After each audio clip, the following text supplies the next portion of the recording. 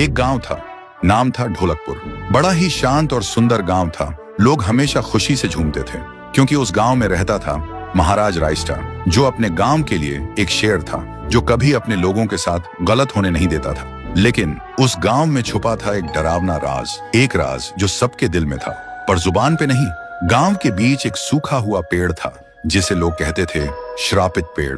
ना कोई उसके पास जाता, ना कोई उससे आंख मिलाता। हर पूर्णिमा के अगले दिन उस पेड़ के नीचे एक लाश मिलती थी। लोग कहते रात में कोई आता है और लाश छोड़ जाता है, लेकिन कभी किसी ने कुछ देखा नहीं और देखता भी कैसे। जो देखता वो अगले दिन पेड़ के नीचे होता था।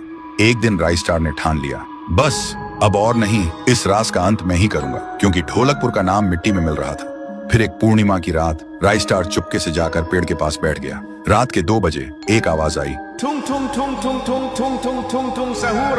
और फिर वो पेड़ भूत में बदल गया। वो भूत कुछ अजीब सा था, एक भयानक शैतानी हंसी वाला चेहरा, आंखें बड़ी बड़ी। वो पेड़ चल के एक घर के गेट को जोर जोर से खटखटाने लगता है। तभी एक आदमी डर के मारे आवाज सुन के बाहर निकलता है। वो भूत अपने लकड़ी जैसे हाथ से एक ऐसा थप्पड़ मारता कि उसकी सांस वहीं थम जाती है और उसी जगह उस लाश को ले जाता है और वापस फिर से पेड़ बन जाता था। देखते ही रायस्टार का दिल कांप जाता है, पर वो कुछ बोलता नहीं।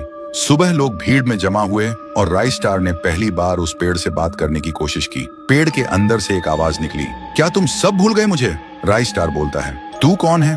पेड़ बोलता है, मैं हूँ ठुन ठुन ठुन साहुर। एक वक्त था जब मैं भी इस गांव का एक प्यारा सा बच्चा था, लेकिन 100 साल पहले मुझे इसी पेड़ से रस्सी बांधकर उल्टा लटका दिया गया, गांव वालों की आंखों के सामने, और मेरी मौत को तमाशा बना दिया गया, सिर्फ इसलिए क्योंकि मैंने एक राज देख लिया था जो लोग छुपाना चाहते थे। और उसी पल से मेरी रूह इस पेड़ से जुड़ गई। उस दिन से मैं इंसान नहीं, एक सज्जा बन गया और हर पूर्णिमा में एक राजदार को चुनता हूँ और फिर उसे उसकी खामोशी का हिसाब देता हूँ। रायस्टार बोलता है, लेकिन अब तो वो लोग मर चुके हैं ना जो तेरा कसूरवार थे। अब तू मासूम लोगों को क्यों मार रहा है? पेड़ कुछ देर चुप रहता है, फिर बोलता है, ठीक है, बस एक बार मुझे याद करो, एक दिया जला दो, फिर मैं कभी किसी को नहीं मारूंगा। फिर रात में सब लोग आते हैं, एक एक दिया जलाते हैं और तभी पेड़ अपने आप से आग पकड़ लेता है और आखिर में मुक्ति मिलती ठुन ठुन ठुन साहुर को।